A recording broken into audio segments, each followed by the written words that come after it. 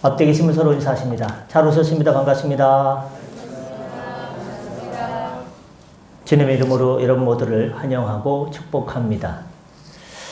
뭔가 창문을 내다보는데 앞에 큰 나무가 있어가지고 주변 환경이 잘 보이지 않다가 그 나무를 뽑아가지고 옆에다 옮겨 심었더니 밖이 잘 보이더라 하는 느낌이 지난 몇 년 동안 가운데다가 이렇게 촬영대를 놓고 해서 얼굴이 안 보였는데 또 이렇게 또 제가 그렇다는 것입니다. 예. 오늘 하나님 말씀은 히브리서 4장 12절부터 13절까지 말씀을 중심으로 함께 따라합니다. 말씀의 능력 이라는 제목으로 제 은혜를 받고자 합니다.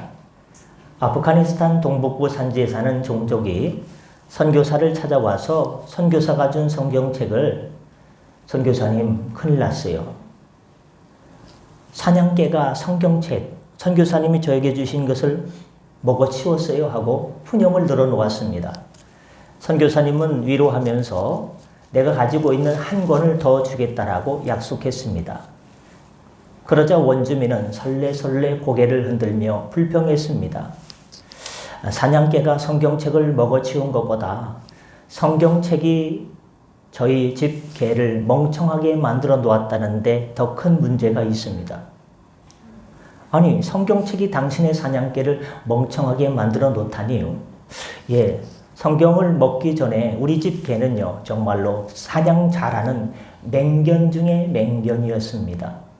그런데 이제 원수를 사랑하는 하나님의 말씀을 먹었으니 사냥을 하려고 들지 않을 것 아니겠습니까? 춥게 해드려 죄송합니다. 성경 말씀의 능력을 순수하게 믿었던 웃을 수 없는 이야기입니다. 다음은 누구의 말일까요?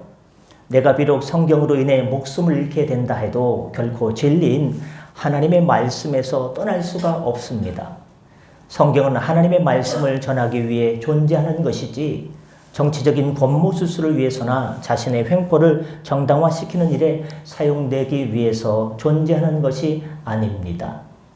이것은 바로 종교개혁을 일으킨 루터의 성경관이었습니다. 성경 때문에 내가 목숨을 잃어도 괜찮습니다. 성경은 하나님의 말씀을 전하기 위해 있는 것이지 정치적인 권모수수와 관련이 없는 겁니다. 난 순전한 복음, 순전한 하나님의 말씀으로 인해서 내 생명을 걸겠습니다 라고 하는 것이 종교개혁을 일으킨 마르틴 루터의 성경관. 그는 로마서에서 하나님의 뜻을 발견하고는 95개조의 반박문을 비텐베르크의 그 문에 게재함으로써 성경 말씀을 따르자, 오직 성경으로 개혁하자, 교회도 개혁하고 성도도 개혁하고 나라 민족도 개혁하자는 그 개혁을 시작하게 되었던 것입니다. 종교개혁 이후에 루터는 또 이런 말을 했습니다. 종교개혁을 한 다음에 이런 고백을 하는 거죠. 제가 한 것은 nothing, 아무것도 없습니다. 저는 단지 하나님의 말씀만을 가르치고 설교하고 기록했을 뿐입니다.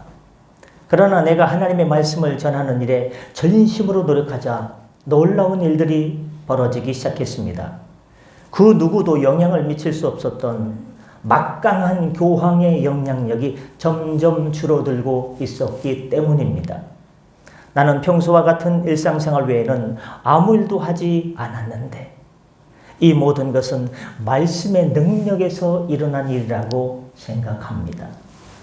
마르틴 루터가 종교개혁을 일으킬 수 있었던 것은 하나님의 말씀에 기초한 신앙생활에서 당시의 교회가 너무나 멀어져 있었기 때문입니다. 루터는 어느 교단이나 교파를 만들고자 함도 아니었습니다. 존 칼빈, 요한 칼빈도 역시 마찬가지였습니다. 오직 성경의 말씀대로 한번 살아보자, 성경의 말씀대로 한번 가르쳐보자 라는 것입니다. 그러면 우리도 생각해 봐야 됩니다. 한국의 많은 교회가 다양한 프로그램으로 성도를 양육하고 있지만 어떤 교재와 어떤 방법보다는 우선 말씀에 기초한 신앙관을 가지고 있어야 됩니다. 이 성경 66권의 말씀이 유일한 진리며 나를 변화시키고 내 가족을 변화시키고 내 자녀를 변화시키고 내 인생, 내 기업을 인도해주는 말씀이라는 사실을 우리는 잊지 말아야 됩니다. 오늘 본문 말씀 보십시오. 오늘 본문은 하나님의 말씀이 어떠한지를 설명하고 있습니다. 저는 이 말씀을 통해서 우리 모두가 말씀의 능력과 말씀의 은혜를 체험할 수 있기를 소망합니다. 그렇다면 하나님의 말씀은 어떤 말씀인가? 세 가지로 보면 첫 번째, 하나님의 말씀은 살아있는 말씀입니다. 본문 12절에 보니 하나님의 말씀은 살아있다라고 증언하고 있습니다. 하나님의 말씀이 살아있다는 것은 우리가 너무나 많이 들었지만 무슨 의미일까?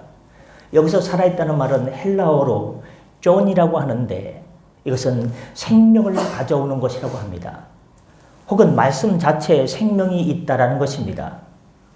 이사야서 55장 11절에 보면 내 입에서 나가는 말도 이와 같이 헛되이 내게로 돌아오지 아니하고 나의 기뻐하는 뜻을 이루며 내가 보낸 일에 형통함이니라 라고 했는데 이는 살아계신 하나님의 말씀이기 때문에 하나님의 입으로부터 나간 말씀이 헛되이 돌아온 적도 없고 돌아오다가 땅바닥에 떨어진 적도 없고 다른 데로 새는 것도 없고 하나님께서 말씀하신 대로 하나님의 뜻대로 그대로 그것이 이루어져서 열매를 가지고 찾아온다는 것입니다.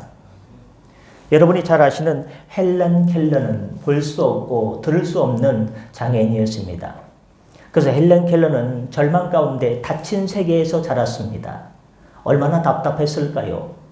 감정이 격하고 거의 통제불능에 거친 아이였습니다.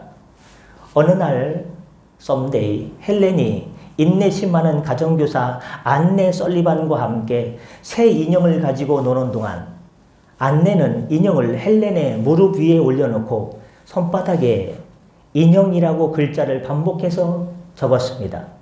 그러나 헬렌은 자기 무릎 위에 놓여져 있는 이 인형이 여기에 쓰여진 인형이라는 것을 서로 매칭시키지 못했습니다. 헬렌의 손바닥에 쓴 글자와 무릎 위에 있는 인형을 연결시키려는 설리반의 시도가 헬렌을 몹시도 화나게 했습니다. 저는 어제 살짝 화가 났습니다. 윷놀이를 위해서 모포 담요 좀 4명만 제가 한 개 갖고 있으니까 3명만 좀 손을 들어달라고 하는데 이건 뭐 1분 만에 접수 완료되면 어떻게 할지 했는데 저의 상상이었습니다. 어쩜 그렇게 집에 모포가 없습니까? 예, 요즘 뭐 침대 시대니까 없을 수도 있겠다 했는데 오늘 아침에 그 조각이 딱 이루어졌습니다. 감사합니다. 늦게라도 해주셔서. 설리반 선생님의 시도가 헬렌을 몹시도 화나게 했습니다. 화가 난다. 헬렌은 인형을 마룻바닥에 내동댕이 치면서 불같이 화를 냈습니다. 그럼에도 불구하고 포기하지 않고 설리반 선생님은 그 싸나운 소녀를 우물가로 데리고 갑니다. 펌프질을 해서 흐르는 시원한 물에 헬렌의 손이 대고 있을 때 그 설리반 선생님은 소녀의 다른 손바닥 위에 물이라고 써주었습니다. 설리반은 포기하지 않고 계속해서 이런 일을 반복했습니다. 후에 헬렌 켈러가 이런 고백을 했다지요. 이제서야 언어의 비밀이 제게 밝혀졌어요. 할렐루야. 그 다음 저는 손에 넘쳐 흐르는 시원한 무언가가 물이라는 것을 알게 되었지요. 그 생명력 있는 단어가 제 영혼을 깨우쳤으며 빛과 희망과 기쁨을 주었고 저에게 자유를 주었습니다. 헬렌 켈러가 된 것은 이것을 깨닫는 순간 때문이었습니다. 마찬가지입니다. 하나님의 말씀은 살아있다고 분명히 얘기하는데 말씀이 어떻게 살아있을까? 예를 들면 예수 믿으면 우리는 구원받는다는 얘기를 흔히 합니다. 이 말씀대로 예수를 나의 구주로 믿으면 구원을 받습니다. 보혈의 능력으로. 그 보혈이 예수님의 보배로운 피, 갈보리 십자가에서 흘리신 보배로운 피가 우리 죄를 사해 주신 것을 믿을 때 우리가 구원을 받게 됩니다. 예수님께서 하신 말씀을 믿으면 병이 치료된다고 믿는 사람들이 있습니다. 그래서 성경이 보면 많은 분들이 치료가 되었습니다. 믿는 이마다 한 명도 빼놓지 않고 다 치료되었습니다. 그런 기적이 성경에 많이 나오는데 누가복음 17장에 보면 10명의 나병 환자가 멀리서 예수님께 병을 고쳐달라고 말합니다. 다윗의 자손 예수여, 우리를 불쌍히 여기소서. 우리가 문둥병에 걸렸습니다.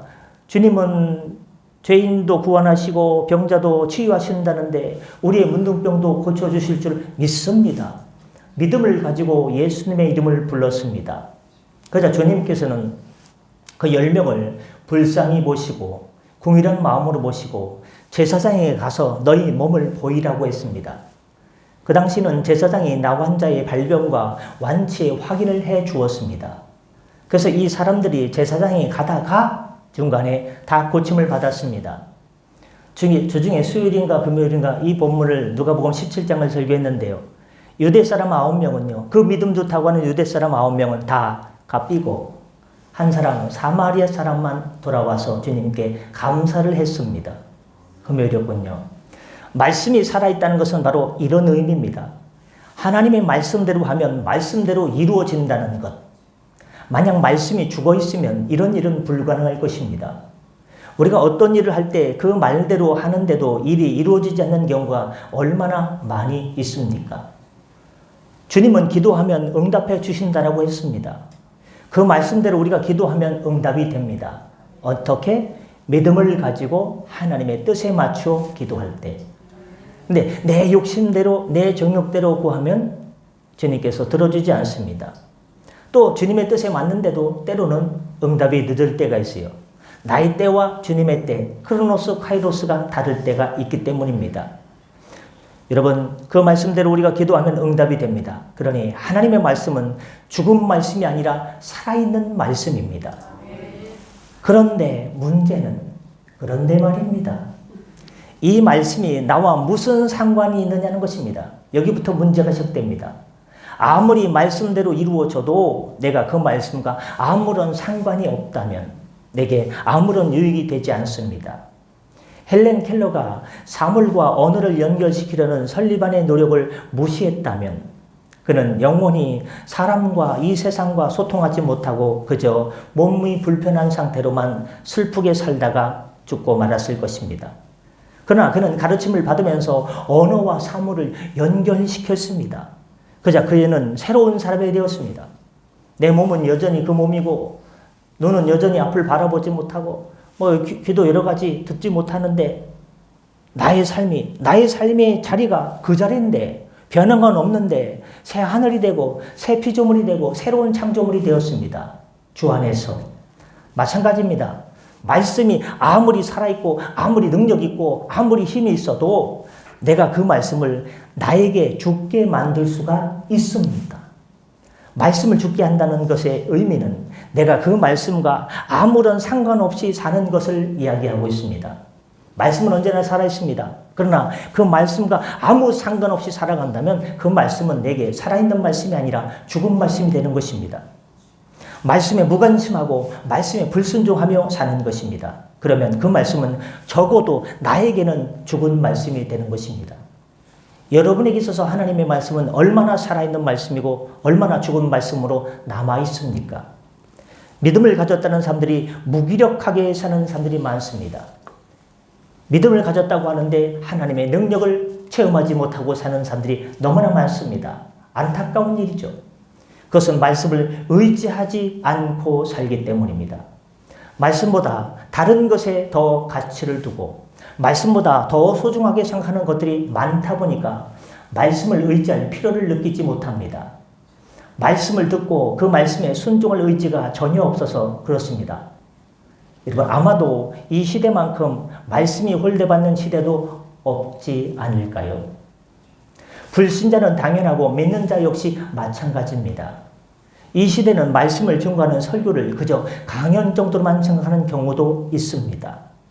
하나님의 말씀은 살았다고 성경은 말하는데 그것을 고지 곧대로 믿는 사람이 적습니다. 여러분 뭐 좋은 게 있는데 다른 사람한테 소개하고 싶어요. 여기 지금 이 참 좋다. 그러면요 사람들이 색안경을 끼고 바라봐요.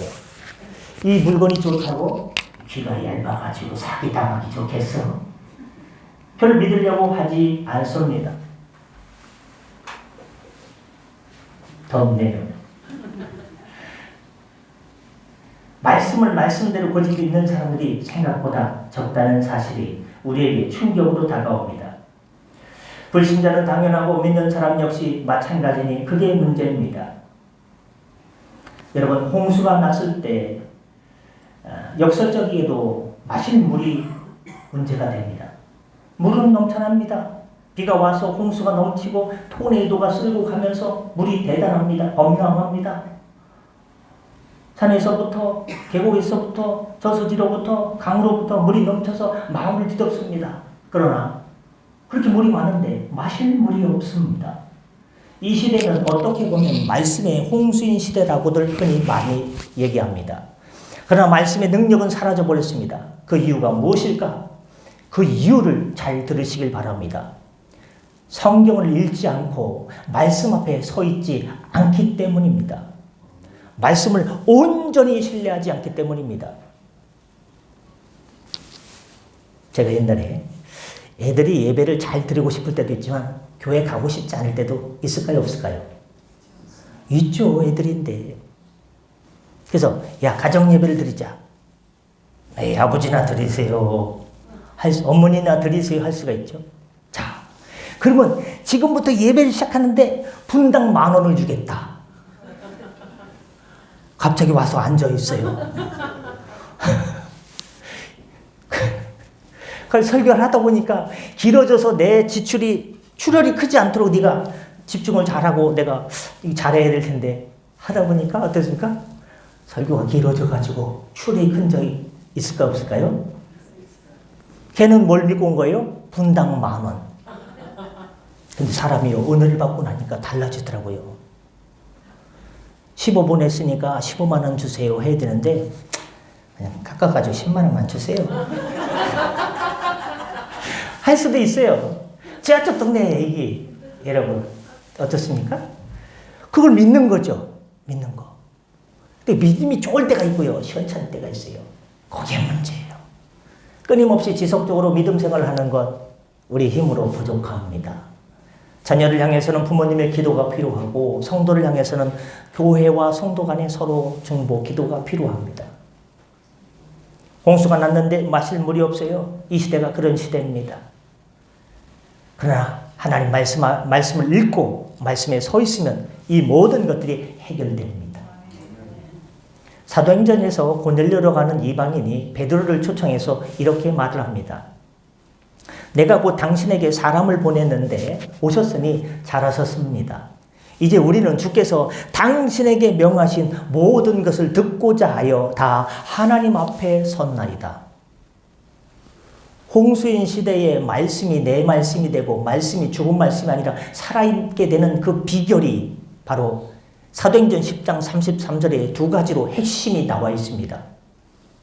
우리는 주께서 당신에게 명하신 모든 것, 하나님의 말씀을 듣고자 하여 말씀 듣는 것, 다 하나님 앞에 서 있다.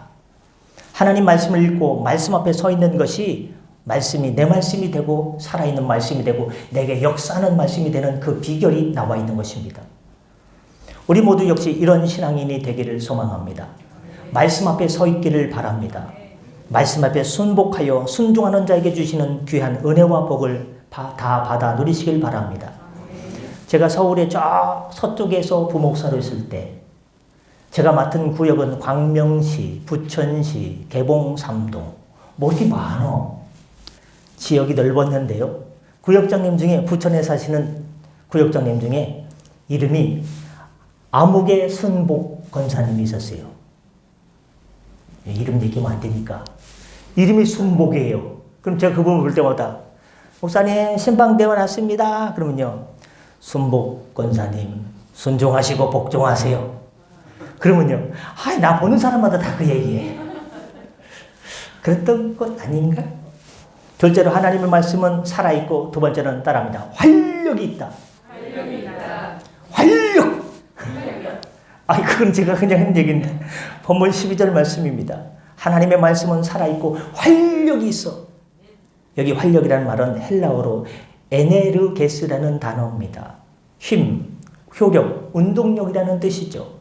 이 에네르기스에서 에너지라는 말이 나왔습니다. 이렇게 하나님의 말씀은 나의 에너지가 된다는 것입니다. 그래서 다윗은 여호와는 나의 에너지다. 그 뜻이 여호와는 나의 힘이요. 여호와는 나의 반석이시요 나의 요새시요 나의 건지시는 이시요 나의 하나님이시요.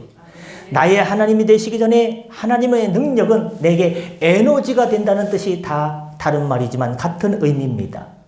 내가 그 안에 피할 나의 바위시요 나의 방패요 나의 구원의 뿌리시요 나의 산성이시로다라고 고백했습니다.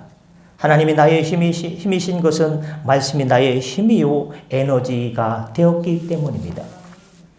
여러분, 신앙생활에도요, 교회에 정착하는 것이 참 힘들어요. 저희 가족 중에 일가 친척 가족 중에 교회를 잘 다니다가 좀 뭔가 좀 안 맞는 게 있어요.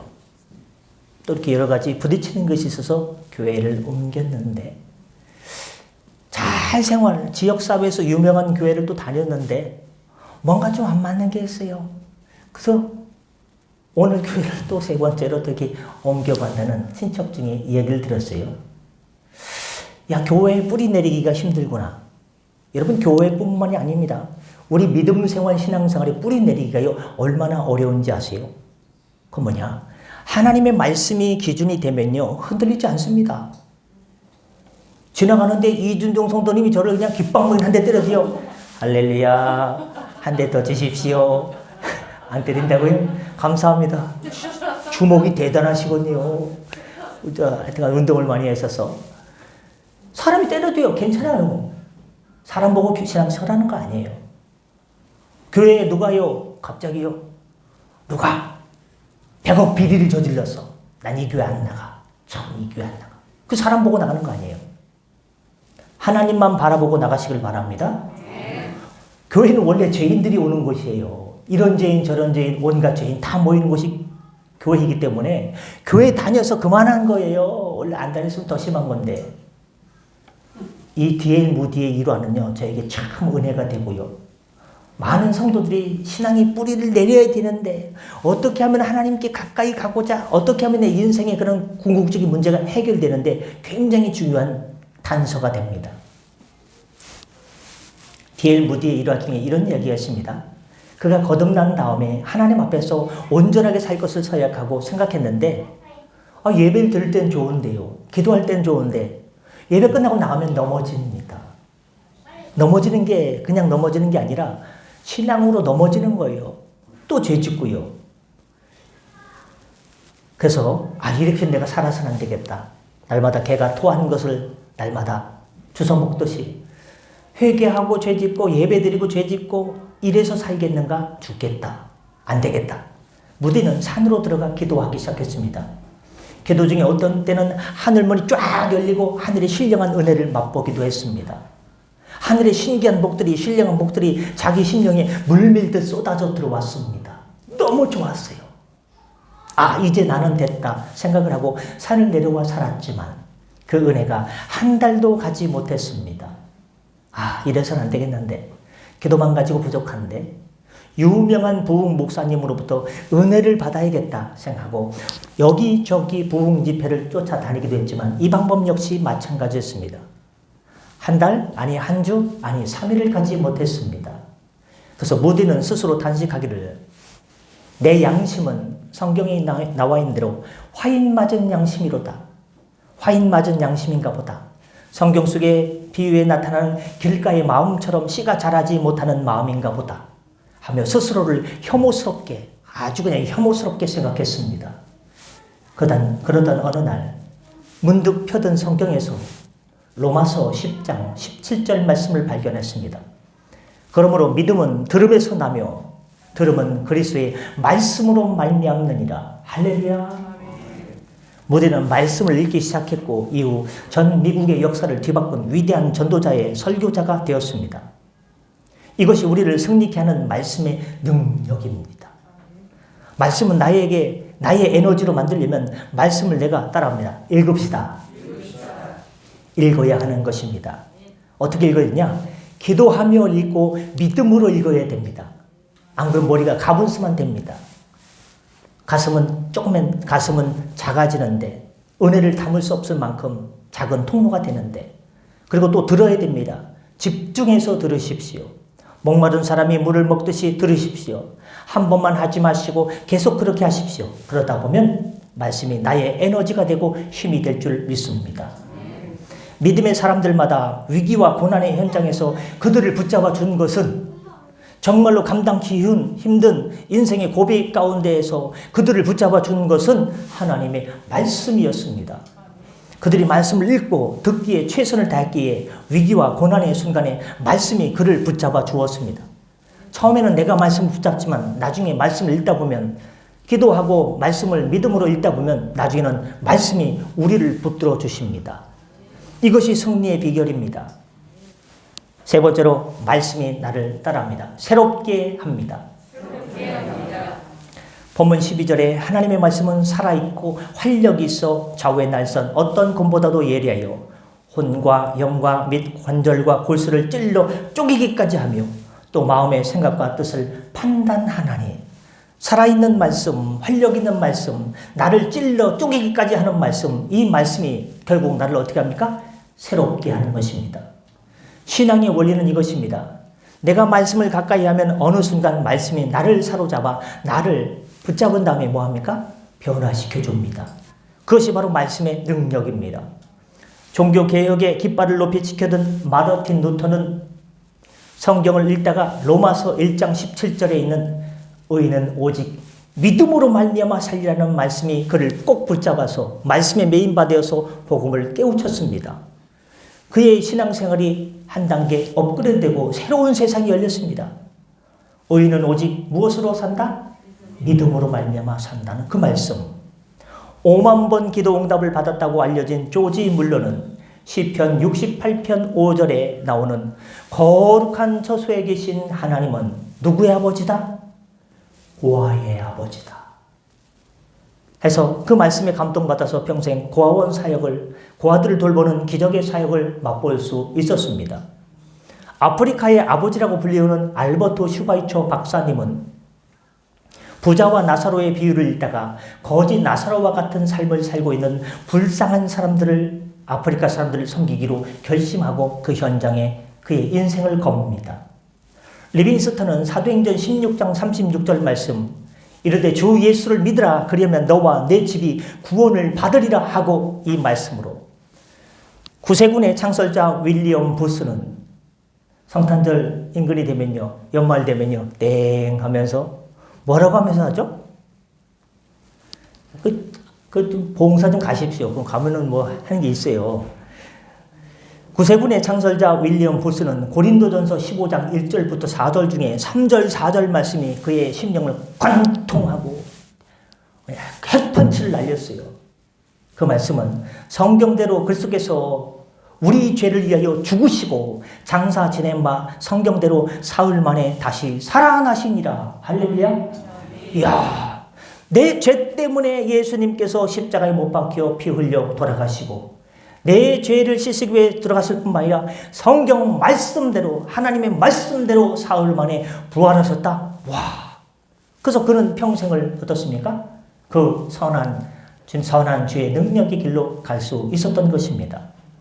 어거스틴은 방탕환생을 하던 중 밤이 깊고 낮이 가까웠으니 그러므로 우리가 어둠의 일을 벗고 빛의 갑옷을 입자. 낮에와 같이 단정히 행하고 방탕하거나 술 취하지 말며 음란하거나 호색하지 말며 다투거나 시기하지 말고 오직 주 예수 그리스도로 옷 입고 육신의 일을 도모하지 말라. 나는 로마서 13장 12절부터 14장 25절까지 말씀으로 그의 인생이 변화되고 말았습니다.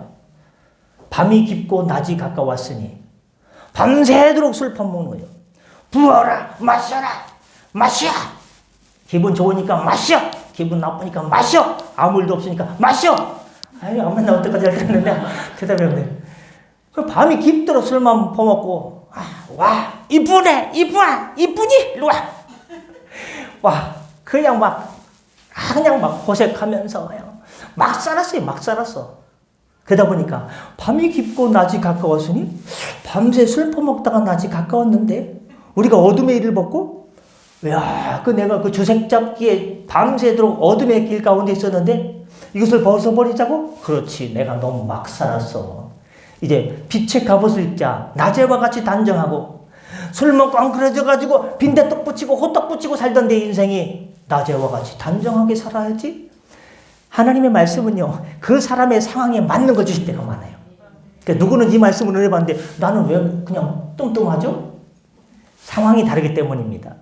하나님 저에게도 말씀을 주시옵소서. 모든 것이 하나님의 살아있는 말씀, 활력 있는 말씀, 나를 새롭게 하는 말씀이지만 내게 주시는 내 말씀도 주시옵소서. 하나님의 말씀이 나의 상황이 꼭 맞는 말씀이라는 뜻입니다. 기도하면 성령께서 주십니다. 오늘 예배하는 저와 여러분 어떻습니까? 나를 감동시킨 말씀, 내가 은혜 받은 말씀이 성경 어디에 있습니까? 하나님의 말씀은 우리의 생각뿐만 아니라 우리의 인생도 바꿔주십니다. 여러분, 내 인생 고달프고 힘든 나그네 같은 인생 한번 바꿔보고 싶지 않습니까?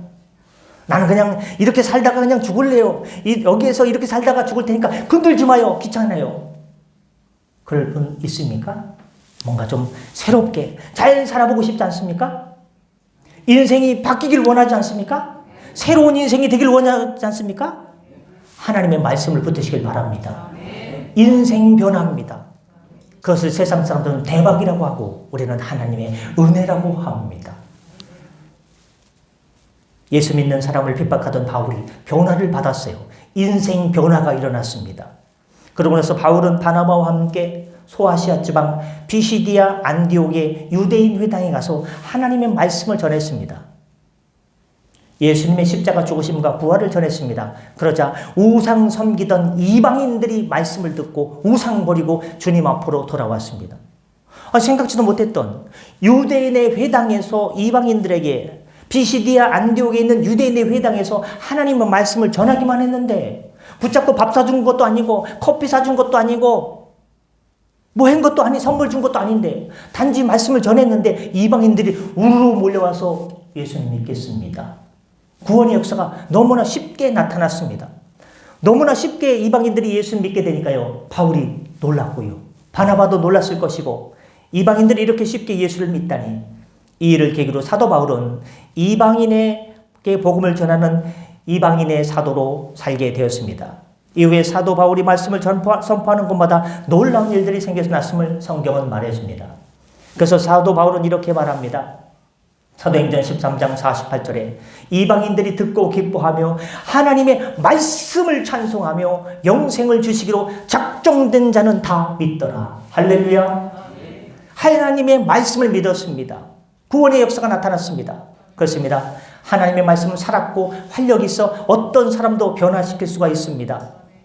그분도 그 인간도 그 녀석도 그 자녀도 변화시킬 수가 있습니다.